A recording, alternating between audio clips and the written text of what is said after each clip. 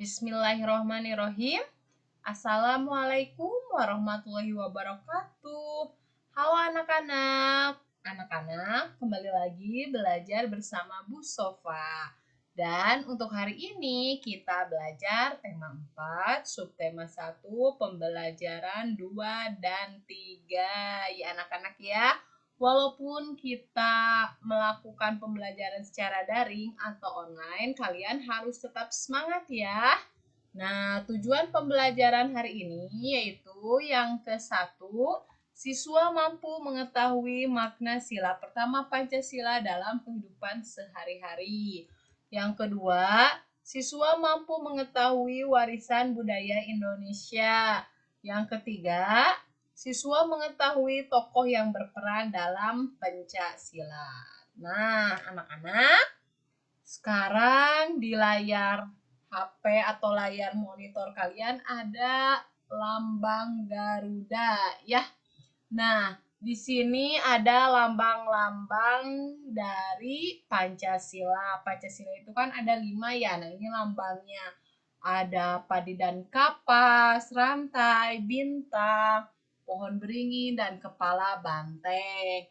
Nah, anak-anak masih ingat kan isi dari Pancasila itu? Dan juga lambang dari Pancasila ya. Atau simbol, lambang atau simbol ya anak-anak ya. Nah, pasti kalian sudah pada hebat. Tapi di sini Ibu akan mengingatkannya kembali.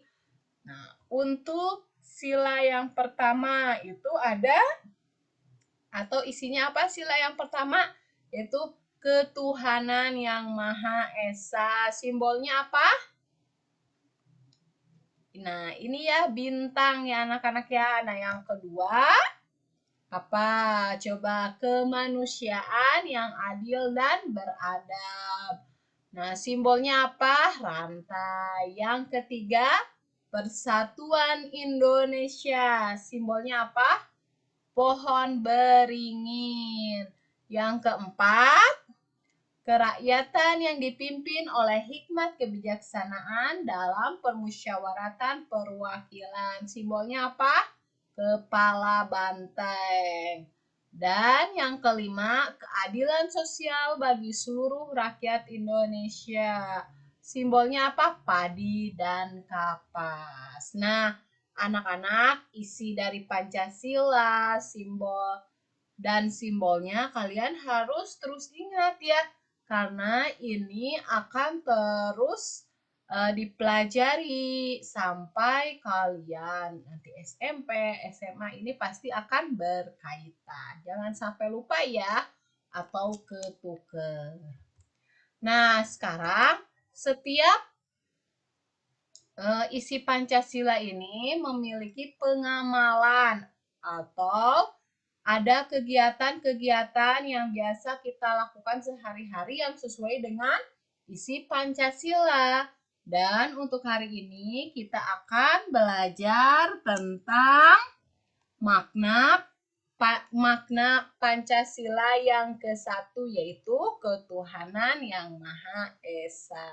Nah, ketuhanan yang Maha Esa biasanya kegiatan apa sih yang kalian mencerminkan sila pertama? Itu ada yang ke-1 yaitu ada percaya adanya Tuhan, sehingga setiap warga negara rela untuk diatur ya. Jadi setiap warga negara memiliki kepercayaan, memiliki agama yang memang orang tersebut percaya ya, karena sesuai dengan undang-undang setiap warga negara Indonesia wajib untuk memeluk salah satu agama yang diakui di Indonesia ya. Nah, ini jadi salah satu pengamalan sila pertama Pancasila ya.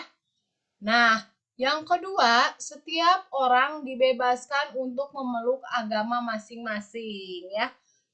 Ketika kita memeluk atau mempercayai agama Islam itu tanpa ada tekanan, tanpa ada paksaan ya anak-anak ya. Karena itu merupakan keinginan dari diri kita sendiri, dan memeluk agama itu tidak boleh adanya paksaan ya. Nah, yang ketiga, semua yang Tuhan berikan kepada kita harus dijaga ya. Nah, ini salah satu makna dari sila pertama Pancasila. Seperti kita mandi, itu salah satu cara untuk menjaga apa yang telah Allah berikan kepada kita ya. Terus bersyukur ya, terus makan, minum itu menjaga supaya tubuh bisa bekerja lebih optimal. Yang keempat itu toleransi antar umat beragama dan sesama umat beragama. Jadi toleransi, kalian harus tetap rukun dengan teman-teman kalian atau tetangga kalian yang berbeda agama. Saling membantu, jangan sampai kita hanya mau membantu kepada teman kita yang satu agama. Itu salah ya. Ingat, kita harus membantu siapapun yang membutuhkan. Jangan lihat dari agama, jangan lihat dari suku atau dari hal lain. Kita harus membantu kepada siapapun ya. Pokoknya kalian harus toleransi kepada siapapun, terutama antar umat beragama. Ya anak-anak ya. Terus ada lagi selain keempat yang Ibu jelaskan, ada lagi ya makna sila pertama itu seperti kita melakukan ibadah sesuai dengan agama yang kita anut. Jadi kita itu melakukan ibadah ya anak-anak ya. Terus saling tolong menolong terhadap umat beragama. Nah, itu juga bisa pengamalan sila pertama. Nah, anak-anak, Indonesia memiliki warisan budaya yang banyak ya. Ada di bidang kesenian, ini contohnya ada angklung ya anak-anak ya. Lalu di bidang olahraga ada pencak silat. Nah, ini juga masih di bidang busana ya, ada batik. Batik ini terkenal sekali sampai di dunia ya. Terus ada dari makanan, yaitu Indonesia terkenal dengan rendangnya. Nah, ini ya anak-anak ya, warisan budaya dari berbagai macam bidang nih ya. Jadi kalian itu harus bangga kalau kalian menggunakan batik, terus bisa melakukan pencak silat. Kalian tuh harus bangga karena kita itu pencak silat, angklung, batik, rendang itu bukan hanya dikenal di Indonesia, tapi sampai luar negeri atau mancanegara ya anak-anak ya. Nah, sekarang kita akan mengetahui tokoh. Nih, tokohnya ini siapa coba? Ini adalah salah satu yang berperan dalam bidang olahraga yaitu atlet silat di Indonesia. Siapakah ini? Ada yang tahu anak-anak? Nah, ini tokoh ini bernama Iko Uwais ya anak-anak ya. Iko Uwais ini adalah salah satu atlet silat dari Indonesia ya anak-anak ya. Nah, untuk lebih mengetahui tentang Iko Uwais, nah maka kita simak ya teks berikut ini ya. Iko Uwais adalah salah satu atlet silat Indonesia. Ia telah menekuni dunia silat lebih dari 10 tahun. Wah, lama sekali anak-anak ya. Iko Uwais berhasil menduduki urutan ketiga dalam gelaran turnamen silat Provinsi Jakarta tahun 2003. 2 tahun kemudian ia berhasil menjadi juara. Iko adalah juara di kejuaraan silat nasional kategori demonstrasi. Iko beberapa kali mengikuti kegiatan pencaksilat di luar negeri, seperti di Inggris, Rusia, Laos, Kamboja, dan Prancis. Pencaksilat merupakan seni bela diri bangsa Indonesia. Hampir tiap daerah di Nusantara memiliki tokoh pendekar silat kebanggaan. Pencaksilat memiliki gerakan unik yang mengalir dengan koreografi layaknya tarian. Dalam tiap gerakan juga terkandung filosofi. Nah, hal ini membuat pencaksilat menjadi salah satu ilmu bela diri yang menarik minat dunia. Sebagai generasi penerus, kamu mempunyai tanggung jawab untuk melestarikan pencaksilat. Salah satu caranya adalah dengan mempelajarinya. Nah, ini anak-anak ya, tokoh yang sudah membuat pencaksilat itu terkenal di dunia, yaitu Iko Uwais ya. Jadi dia itu bukan hanya pernah bertanding di Indonesia, tapi pernah di beberapa negara seperti Inggris, Rusia, Laos, Kamboja, dan Prancis. Apakah Iko Uwais ini langsung bisa menjadi atlet silat? Tidak ya anak-anak ya. Iko Uwais ini berjuang untuk menjadi atlet pencaksilat dengan cara belajar, mempelajarinya, lalu banyak berlatih, tidak pantang menyerah ya.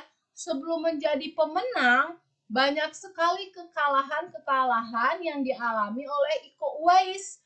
Tapi Iko Uwais tidak pernah putus asa, dia terus-menerus mencoba. Dan akhirnya dia menjadi pemenangnya ya, dan terkenal hampir di beberapa negara di beberapa negara yang ada di dunia ya anak-anak ya. Jadi segala suatu pencapaian prestasi itu dengan penuh perjuangan ya anak-anak ya. Nah, kalau kalian ingin menjadi seorang Iko Uwais, maka kalian harus terus berjuang, mempelajarinya, banyak berlatih ya. Jadi kalian bisa mempelajarinya itu dengan ikut kelas pencak silat ya. Jadi misalnya nih kelas pencak silat itu kan harus memerlukan biaya nih. Kalian bisa menyisihkan sebagian uang jajan kalian ya. Nanti sebagiannya lagi kalian minta kepada orang tua ya anak-anak ya. Nah, tapi kalian juga harus berjuang dulu nih, jangan banyak jajan, tapi gunakan untuk ikut latihan pencak silat ya anak-anak ya. Makanya kalian jangan pantang menyerah jika kalian memiliki cita-cita. Misalnya cita-cita kalian ingin menjadi pesepak bola, banyak berlatih ya, cari tahu cara-cara teknik menendang itu bagaimana ya anak-anak ya. Nah, sekarang Ibu ada teks semut dan belalang. Nah, kira-kira teks ini berisi tentang apa sih anak-anak ya?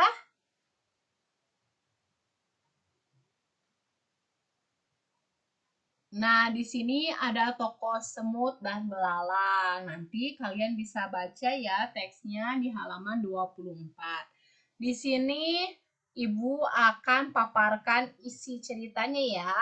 Semut ini yang rajin, dia itu memiliki karakter yang rajin. Dia tahu nih sebentar lagi itu akan musim dingin ya anak-anak ya.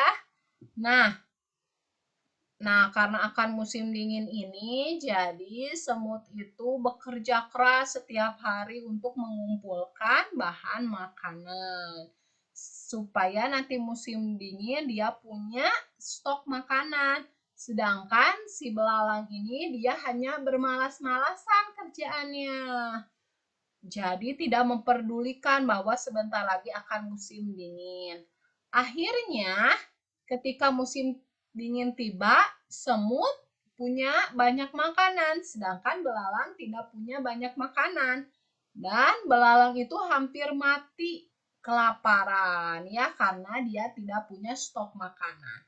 Akhirnya semut membantu belalang ya anak-anak ya. Nah, jadi disinilah perlunya kita untuk mempersiapkan hal yang akan diperlukan di masa yang akan datang. Ya, anak-anak ya. Untuk kalian silakan pelajari lebih lanjut ya mengenai teks semut dan belalang. Nah, untuk materi ini telah selesai. Terima kasih anak-anak ya.